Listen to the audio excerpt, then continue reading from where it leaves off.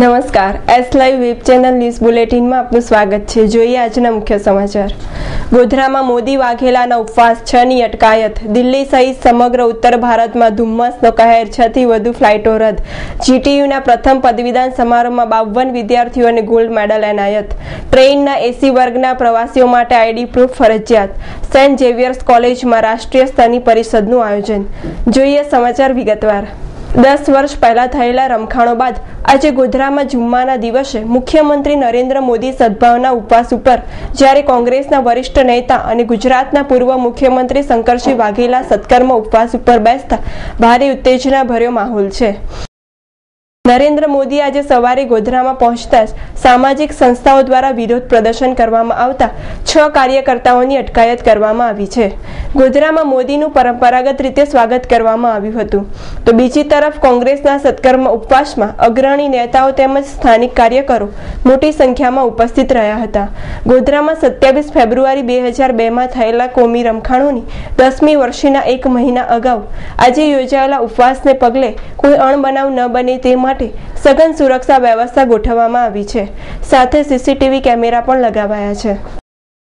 દિલ્હી સહિત સમગ્ર ઉત્તર ભારતમાં આજે ત્રીજા દિવસે પણ ધુમ્મસે કહેર વરસાવ્યો છે। ધુમ્મસને કારણે વિઝિબિલિટી 50 મીટરથી પણ ઓછી થઈ જતા હવાઈ સેવા અને ટ્રેન સેવા ઠપ થઈ ગઈ છે તો બીજી તરફ વાહન ચાલકોને પણ ભારે મુશ્કેલી પડી રહી છે। આજે દિલ્હીમાં 6 ફ્લાઇટો રદ કરવામાં આવી છે। ઉત્તર ભારતના પહાડી વિસ્તારોમાં બરફવર્ષા જારી રહેવાને કારણે ઠંડીનું જોર વધતું જાય છે। મોસમ વિભાગે જણાવ્યું છે કે હાડ થીજાવતી ઠંડીથી જલ્દી છુટકારો નહીં મળે।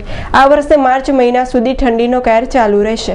ધુમ્મસને કારણે હરિયાણામાં માર્ગ દુર્ઘટનામાં 5 લોકોના મોત નીપજ્યા છે। ગુજરાત ટેકનોલોજીકલ યુનિવર્સિટીના પ્રથમ પદવીદાન સમારંભમાં MBA, ME અને M.Pharmના મળીને કુલ 4209 વિદ્યાર્થીઓને રાજ્યપાલ ડોક્ટર કમલાજીના હસ્તે પદવી એનાયત કરવામાં આવી છે। 52 વિદ્યાર્થીઓને રાજ્યપાલ લેફ્ટનન્ટ જનરલ સિંહ અને રાજકોટના રામકૃષ્ણ આશ્રમના અધ્યક્ષ સ્વામી સરસ્વતાનંદજીના હસ્તે ગોલ્ડ મેડલ એનાયત કરવામાં આવ્યા હતા। આ પ્રસંગે વિદ્યાર્થીઓને ઉજ્જવળ ભવિષ્યની શુભેચ્છા પાઠવતા રાજ્યપાલે વિદ્યાર્થીઓને શીખ આપી હતી। गुजरात टेक्नोलॉजिकल यूनिवर्सिटी के प्रथम दीक्षांत समारोह में सम्मिलित होने पर मुझे बहुत बहुत हार्दिक खुशी है और मैं आज के इस अवसर पर सभी पदवी धारकों को हार्दिक बधाई और शुभकामनाएं देती हूँ। આજે હું બહુ જ ખુશ છું કેમ કે આ પ્રથમ પદવી મને આપવામાં આવી છે અને ખૂબ આભાર પ્રકટ કરું છું જીટીયુનો એઝ વેલ એઝ અમારી કોલેજનો જેમણે મને ખૂબ સપોર્ટ પ્રોવાઈડ કર્યો છે। ભારતની લોકશાહી પ્રજાતંત્રને સક્ષમ કરવા માટે નાત જાતના અને ધર્મનો ભેદભાવ ભૂલીને કાર્ય કરશો તો દેશને આઝાદી અપાવનાર શહીદોના સ્વપ્નો સાકાર થશે। દેશને આઝાદી અપાવવામાં મહાત્મા ગાંધીજી, સરદાર પટેલ અને લાખો સેનાનીઓની કુરબાનીથી આપણો દેશ દુનિયાનું સૌથી મોટું પ્રજાતંત્ર બન્યો છે।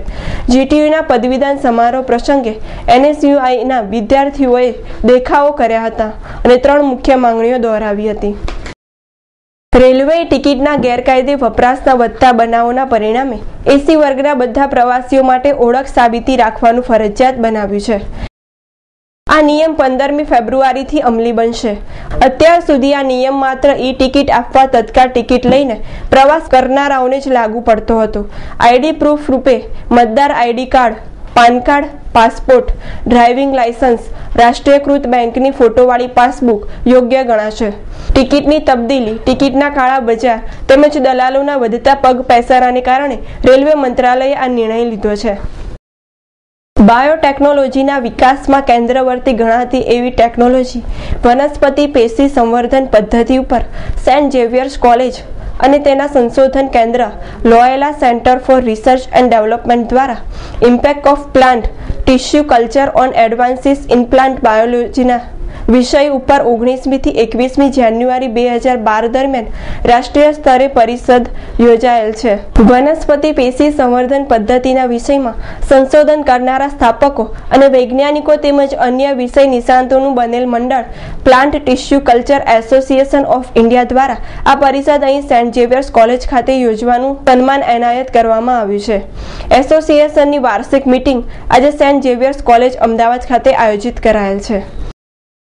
આપ નિહાળી રહ્યા હતા S live web channel news bulletin. નમસ્કાર.